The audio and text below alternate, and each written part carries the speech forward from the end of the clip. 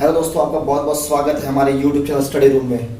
आज हम लोग पढ़ेंगे पर्यावरण या फिर एनवायरनमेंट। सीटेट और यूपीटेट में इसका बहुत बड़ा योगदान रहता है और 30 नंबर के प्रश्न इससे आते हैं। और हमारे प्यारे भाइयों बहनों के लिए मैंने ये वीडियो बनाया है आज, ताकि आप लोग जो है पर्यावरण में से कम 30 में से 28 नंबर लाएँ। और यहाँ से अगर आप पढ़ेंगे इस चैनल से तो आप मान के चलिए आपके 30 में 25 क्वेश्चन कहीं नहीं गए सीटेट में। तो पर्यावरण का जो है व्यापक अर्थ होता है वो आज समझते हैं हम लोग। तो एनवायरनमेंट शब्द की जो बेटा उत्पत्ति हुई है, इसकी जो उत्पत्ति हुई है वो जो है फ्रेंच भाषा से हुई है। ठीक है, फ्रेंच भाषा से लिया गया है, जिसका एनवायरनर शब्द से लिया गया है। एनवायरनमेंट शब्द की उत्पत्ति फ्रेंच भाषा से लिया गया है, जिसका नाम है एनवायरनर, जिसका मतलब होता है पास पड़ोस की चीजें, अपने पास पड़ोस की चीजें। ठीक बेटा, तो एनवायरनमेंट का लिया गया है फ्रेंच भाषा से, जिसका नाम है एनवायरनर। जो शब्द है फ्रेंच का उससे एनवायरनर, जिसका हिंदी रूपांतरण होता है पास पड़ोस। और पर्यावरण हिंदी में शब्द लिया गया है पर्यावरण। बेटा इसकी संधि विच्छेद करेंगे तो ये आएगा आपका परि प्लस आवरण। क्या होगा? परि प्लस आवरण।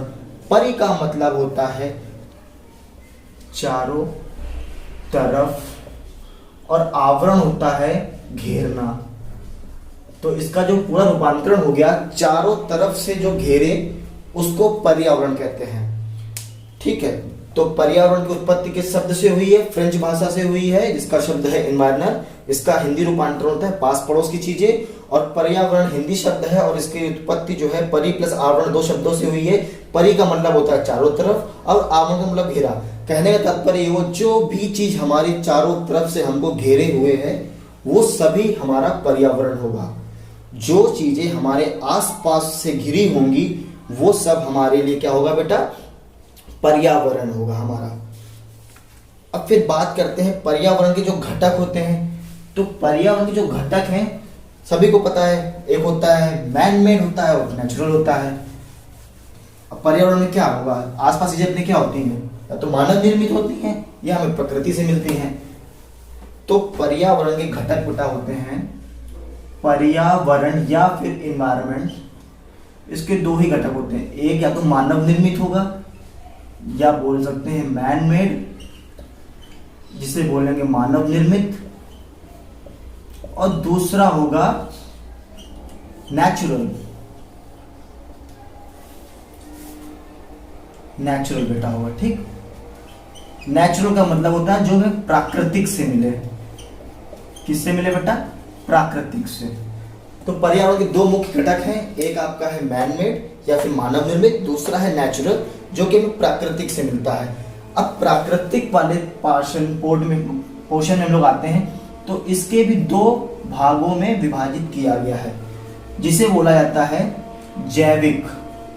जैविक का अर्थ होता है जो चीजें जिंदा हो, और दूसरा हो गया बेटा अजैविक, जो चीजें जिंदा ना हो।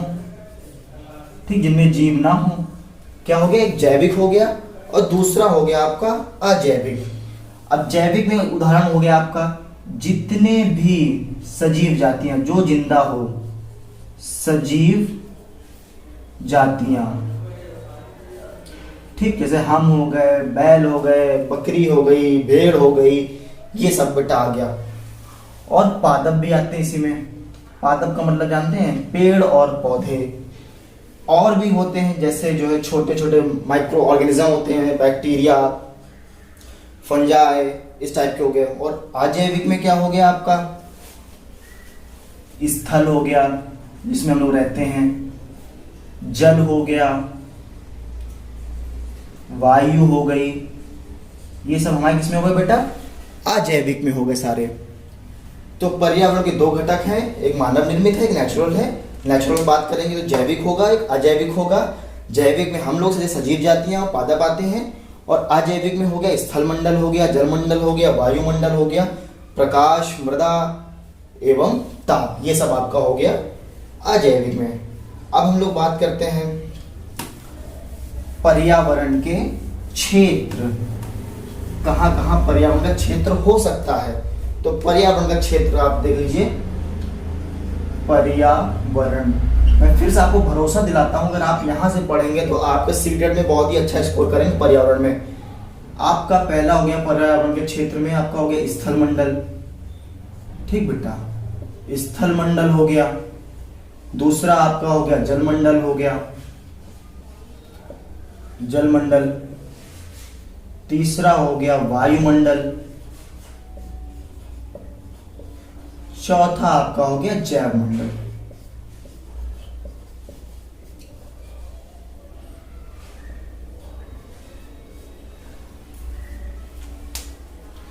अब बेटा बात करते हैं स्थल मंडल क्या होता है। जहां पे बड़ी बड़ी बिल्डिंगें पाई जाती हैं, मतलब भूतल, जहां पे ठोस चीजें पाई जाती हैं, ठोस हो, वो स्थल मंडल कहलाता है। जलमंडल जहां पानी पाया जाए, वायुमंडल जहां पे वायु का हो, जैव मंडल, जैव मंडल वो होता है जहां पे मानव या फिर पादप जीवन के लिए जो भी घटनाएं होती हैं उनको जिंदा रखती हैं, उसे जैव मंडल बोलते हैं। ठीक है, तो स्थल मंडल का प्रतिशत आपको पता है। स्थल मंडल में क्या है, 29% स्थल मंडल है। पृथ्वी का लगभग 1/3 भाग क्या है बेटा, स्थल मंडल है, यानी 29% स्थल मंडल है। और जो ऊपर की जो भूपर्पटी है उसे ही स्थल मंडल बोलते हैं। ठीक, 29% आपका स्थल मंडल है। और दूसरा पॉइंट क्या है, ऊपरी जो परत पाई जाती है भूपर्पटी बोलते हैं, वो स्थल मंडल में आता है।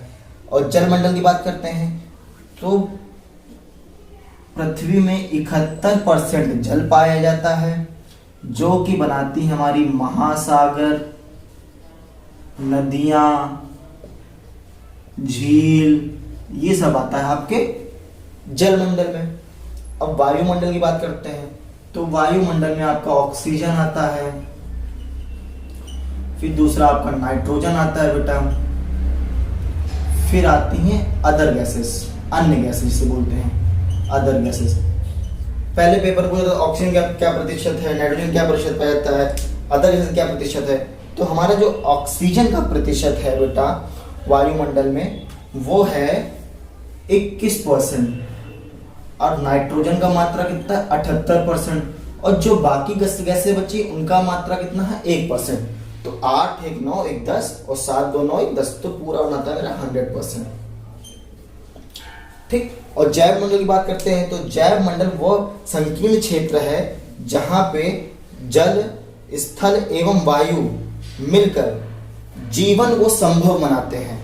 मतलब सभी चीजों को मनुष्य उपभोग करता है ना बेटा, जल का उपयोग करता है पानी पीने के लिए, वायु ऑक्सीजन लेने के लिए करता है, और जो है स्थल में रहता है। तो तीनों चीज का वो उपभोग कर रहा है, तो वहां पे जब तीनों चीज का आवश्यकता होगी कहां पे, वहां पे जैव मंडल बन जाएगा अपने आप। ठीक, अब बात करते हैं, आगे बढ़ते हैं इसी क्रम में, पारिस्थितिकी तंत्र या परितंत्र। ये सब इंपॉर्टेंट चीजें हैं, इनको अगर आप कॉपी पेन से पढ़ेंगे सीरियस होके तो आपका सीटेट में 25 नंबर कहीं नहीं गया। पारिस्थितिकी तंत्र या फिर इकोसिस्टम। ठीक बेटा, अब ये क्या होता है, पारिस्थितिकी तंत्र वह तंत्र है जिसमें समय समय जीवधारी आपस में एक दूसरे के साथ तथा पर्यावरण के उन भौतिक रासायनिक कारकों के साथ परस्पर क्रिया करते हैं। ठीक, पारिस्थितिकी तंत्र वह तंत्र है जिसमें समस्त जो जीवधारी हैं वो पर्यावरण के भौतिक एवं रासायनिक कारकों के साथ परस्पर क्रिया करते हैं। जैसे हम लोग जैसे मनुष्य हैं तो हम लोग क्या करते हैं, ऑक्सीजन छोड़ते हैं, और सॉरी माफ करना, ऑक्सीजन लेते हैं, कार्बन डाइऑक्साइड छोड़ते हैं। पौधे क्या करते हैं, कार्बन डाइऑक्साइड लेते हैं और वो ऑक्सीजन छोड़ते हैं। तो क्या हुआ, रासायनिक हो रहा कि नहीं हो रहा, हम उनसे चीज ले रहे हैं, वो हमसे ले रहे हैं, दोनों आपस में परस्पर क्रिया कर रहे हैं। तो यहाँ पे क्या बनेगा, पारिस्थितिकी तंत्र बनेगा। और सर्वप्रथम सबसे पहले 1935 में एजी टांसले साहब ने, एजी टांसले जी ने पारिस्थितिकी तंत्र के बारे में बताया। ठीक, इकोसिस्टम के बारे में सबसे पहले 1935 में एजी टांसले जी ने बताया है कि इकोसिस्टम है, इकोसिस्टम में कोई पाई जाती है। तो 1935 में, अच्छा पॉइंट है, इंपॉर्टेंट है, इसको याद कर लीजिएगा कि एजी टांसले साहब 1935 में इकोसिस्टम के बारे में बताया। क्वेश्चन आता है यूपी टेट में कि एजी टांसले साहब ने किस शब्द का प्रयोग किया, तो इकोसिस्टम का प्रयोग किया। एजी टांसले ने इकोसिस्टम का शब्द कब दिया, तो 1935 में दिया। ये क्वेश्चन कई बार यूपी टेट में आया हुआ है। अब बात करते हैं अगली। अब इसी में एक शब्द था इकोलॉजी। इकोलॉजी का शब्द दिया था आपके अर्नेस्ट हीकल ने दिया था। इकोलॉजी, कंफ्यूज ना हो इसमें, इकोलॉजी का शब्द दिया था अर्नेस्ट हीकल ने, अर्नेस्ट हीकल जी ने दिया था। ठीक, इन्होंने इकोलॉजी शब्द का प्रतिपादन किया, अर्नेस्ट हीकल ने। अब आगे बढ़ते हैं। दूसरा पॉइंट है कि जहां उष्ण कटिबंधीय क्षेत्र होगा, उष्ण कटिबंधीय क्षेत्र में सर्वाधिक उत्पादकता पाई जाती है, सर्वाधिक उत्पादकता पाई जाती है। कहने का अर्थ ये हुआ कि जो उष्ण, जहां गर्म क्षेत्र होगा वहां सबसे ज्यादा उत्पादकता होगी चीजों के, काफी सारी वहां बायोडाइवर्सिटी पाई जाएगी। कौन से क्षेत्र में, उष्ण कटिबंधीय क्षेत्र में। ये यूपी में क्वेश्चन आया है कि सबसे ज्यादा उत्पादकता कौन से प्रदेश में पाई जाती है, तो बेटा आंसर होगा उष्ण कटिबंधीय। ये भी बहुत इंपॉर्टेंट है, इसको लिख लीजिएगा, याद कर लीजिएगा। क्वेश्चन आएगा इकोलॉजी शब्द का प्रयोग किसने खत्म किया, तो अर्नेस्ट हेकल साहब ने किया। उष्ण कटिबंधीय क्षेत्र में सर्वाधिक उत्पादकता पाई जाती है। ठीक है, इस तरह के क्वेश्चन आपको मिलेंगे पेपर में। बेटा हम लोग आगे बढ़ते हैं, जैविक के बारे में पढ़ते हैं। जैविक में कौन कौन होता है, आपका उत्पादक होता है, दूसरा आपका होता है उपभोक्ता जो डिपेंड होता है उत्पादक पे, तीसरा होता है आपका मृतभक्षी या फिर अपघटनकर्ता, अपघटनकर्ता। ठीक बेटा, जैविक उत्पादक क्या होते हैं, जो अपना खाना खुद बनाते हैं, जैसे पेड़ पौधे आते हैं इस श्रेणी में, आगे पेड़ पौधे, पेड़ या फिर पौधे, ये लोग क्या करते हैं, सूरज की रोशनी से अपना खाना बनाते हैं, जिससे जो है फोटोसिंथेसिस की प्रक्रिया से के नाम से भी जाना जाता है। उपभोक्ता क्या होते हैं, ये जो है पेड़ पौधों पर डिपेंड होते हैं। ठीक है, और मृतभक्षी क्या होते हैं, जब उपभोक्ता के न रहने पर मृतभक्षी क्या करते हैं, उनके छोटे छोटे भागों में डिवाइड कर देते हैं या अपघटित कर देते हैं और उसे मिट्टी में मिला देते हैं। तो तीनों चीज पर्यावरण के लिए बहुत जरूरी है, उत्पादक भी, उपभोक्ता भी, मृतभक्षी या फिर अपघटनकर्ता भी, ये तीनों इंपॉर्टेंट है। उत्पादक में आप जानते हैं पेड़ पौधे होते हैं, उपभोक्ता में अभी की क्रम वाइज बताते हैं, उपभोक्ता में कौन कौन आते हैं, कैसे कैसे आते हैं, और मृतभक्षी आप समझिएगा कि जो है छोटे छोटे भागों में चीजों को तोड़ दे या फिर अपघटित कर दे। ठीक है, तो अब उपभोक्ता के बारे में हम लोग पढ़ते हैं। उपभोक्ता कौन कौन होते हैं, उपभोक्ता, उपभोक्ता में पहले बेटा आएगा आपका प्राथमिक उपभोक्ता, प्राथमिक उपभोक्ता। ये लोग क्या करते हैं, ये लोग जो है सीधे और सीधे पेड़ पौधों से मदद से अपना भोजन प्राप्त करते हैं। फिर आता है द्वितीय उपभोक्ता, ये कहीं ना कहीं जो है मांस से और हरे पत्तों से भी अपना जीवन यापन करते हैं। तृतीय होते हैं तृतीय उपभोक्ता, तीसरे नंबर पे आ गया तृतीय उपभोक्ता।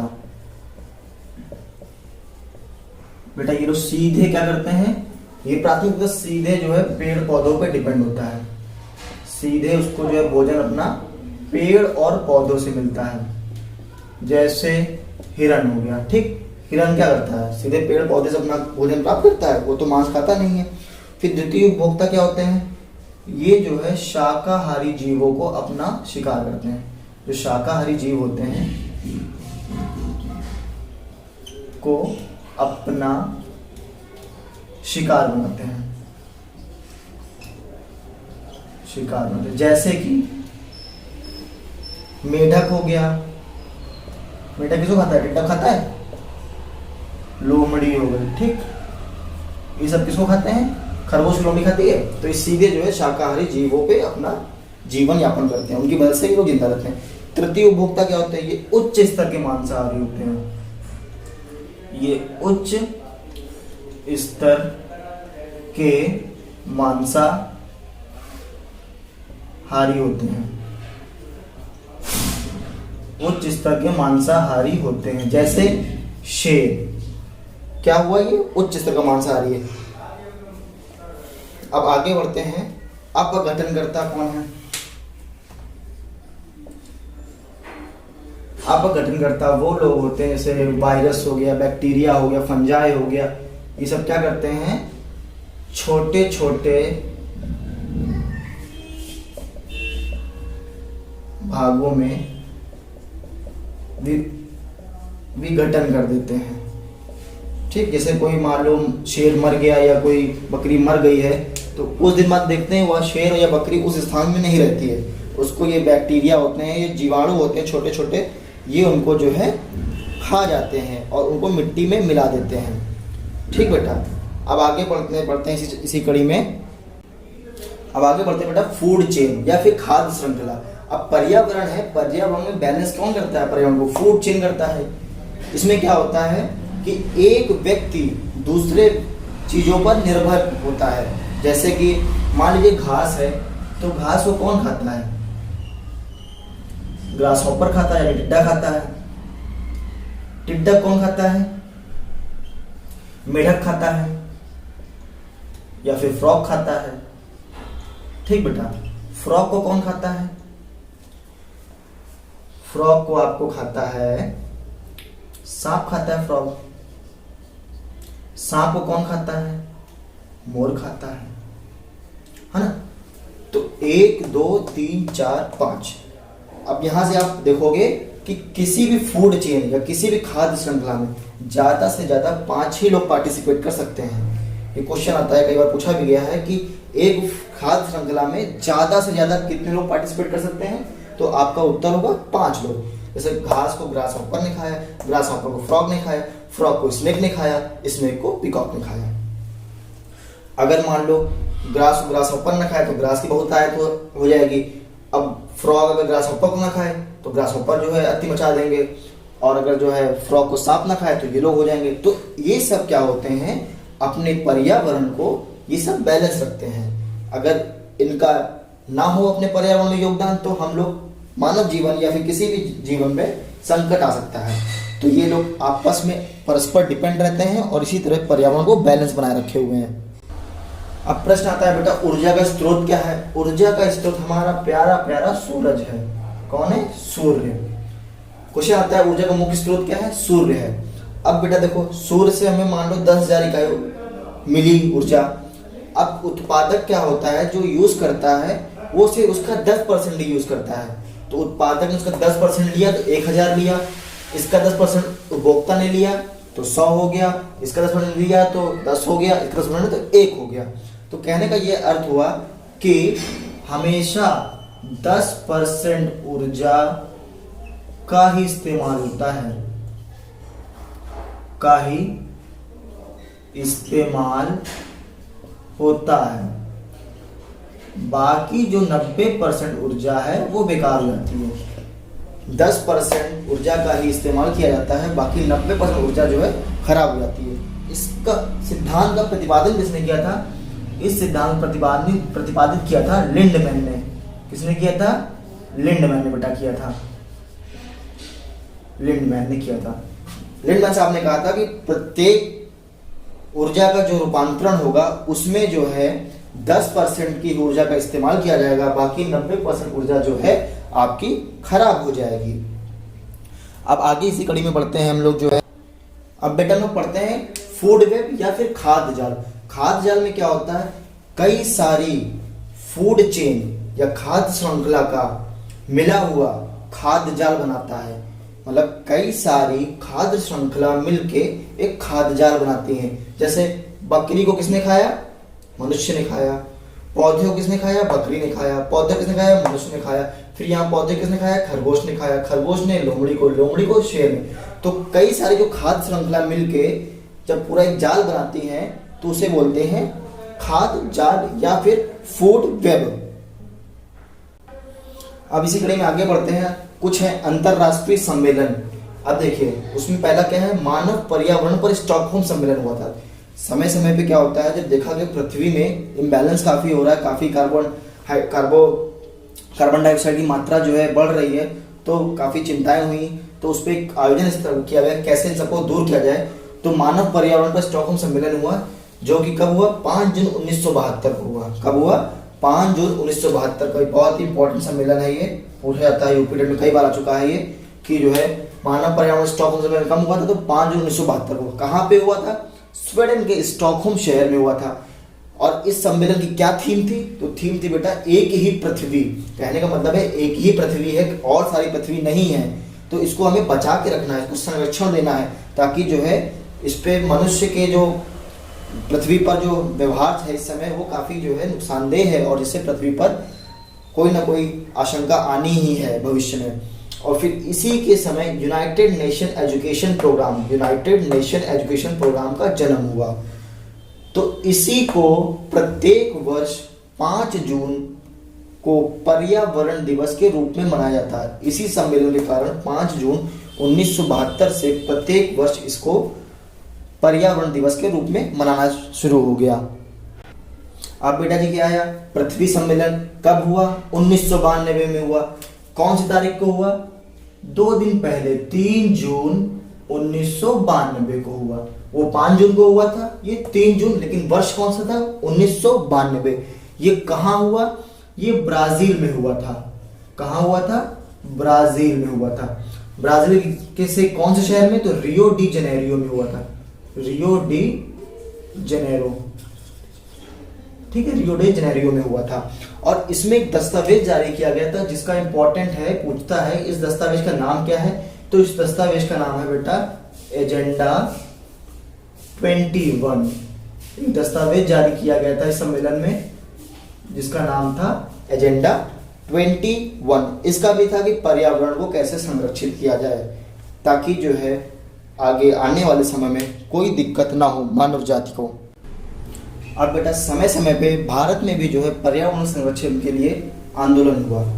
तो भारत में कुछ प्रमुख आंदोलन क्या हुए थे? चिपको मूवमेंट आया था। कब आया था? 1973 में। 72 में आपका जो है स्टॉकहोम में सम्मेलन हो चुका था, इससे जो चेतना लोगों के अंदर जग गई थी। उसी के तहत मान के चलो भारत में चिपको आंदोलन हुआ, जो कि 1973 में हुआ।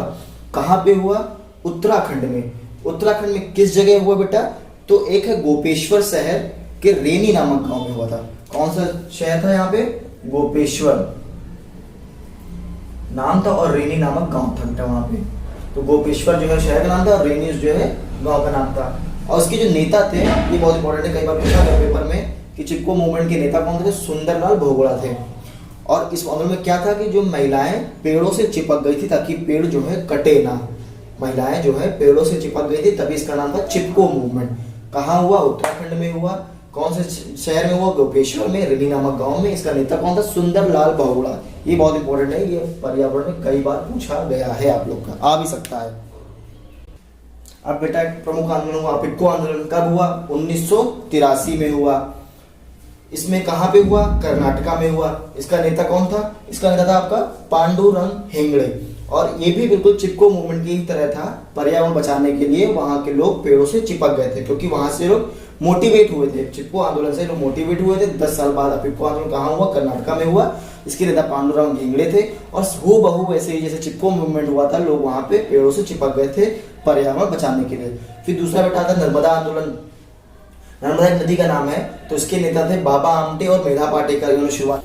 अब बेटा पर्यावरण संबंधी कुछ दिवस होते हैं। तो पृथ्वी दिवस कब मनाया जाता है? 22 अप्रैल को मनाया जाता है। जैव विविधता दिवस 22 मई। विश्व पर्यावरण दिवस 5 जून। विश्व प्रकृति दिवस 3 अक्टूबर।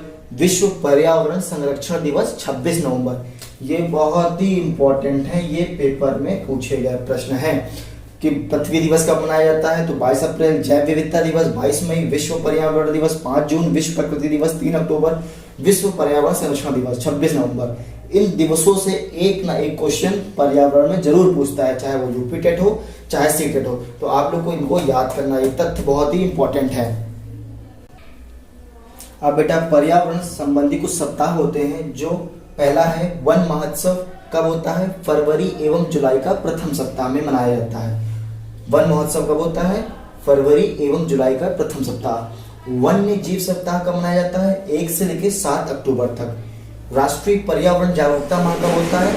19 अक्टूबर से 18 नवंबर तक। 19 अक्टूबर से 18 नवंबर तक। ये भी काफी इंपॉर्टेंट है, ये कई बार यूपी टेट में पूछा गया है कि वन महोत्सव कब होता है। तो आ जाएगा ऑप्शन फरवरी या जुलाई का प्रथम सप्ताह। दोनों में कोई आ सकता है, फरवरी आ सकता है या जुलाई आ सकता है। तो कंफ्यूज मत होना, दोनों ही सही होंगे, लेकिन उसमें तो एक ही दिया हुआ ऑप्शन ना, या तो दिया वो फरवरी और जुलाई होता, दोनों सही, वो सही हो जाएगा, या फिर फरवरी दिया होगा या फिर जुलाई दिया होगा। फिर वन्य जीव सप्ताह के मतलब जो वन्य के जो जीव हैं उनको संरक्षण देने के लिए 1 से 7 अक्टूबर तक जागरूकता अभियान चलाया जाता है। फिर राष्ट्रीय पर्यावरण जागरूकता माह कब होता है? 19 अक्टूबर से 18 नवंबर तक, मतलब 1 महीने तक ये पूरा प्रोग्राम चलता है, राष्ट्रीय पर्यावरण जागरूकता माह जिस नाम से जाना जाता है।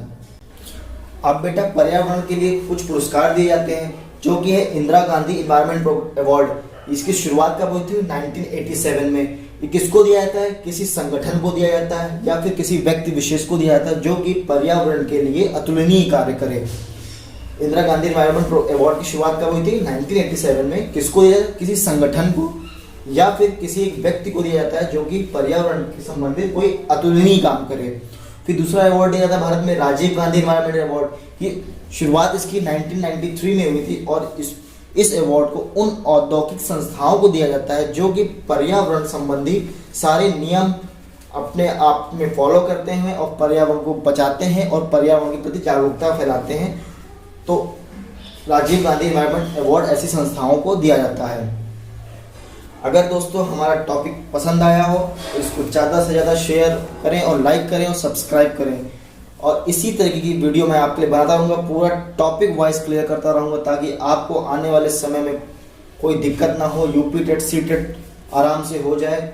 और मैं वादा करता हूँ आपसे कि 25 नंबर सी टेट में, अगर यहाँ से आप पढ़ेंगे तो 25 नंबर सी टेट में कहीं नहीं गया, इससे बाहर से कुछ नहीं आने वाला है सी टेट में। आप बस जो वीडियो है उसको पूरा देखें और एंजॉय करें।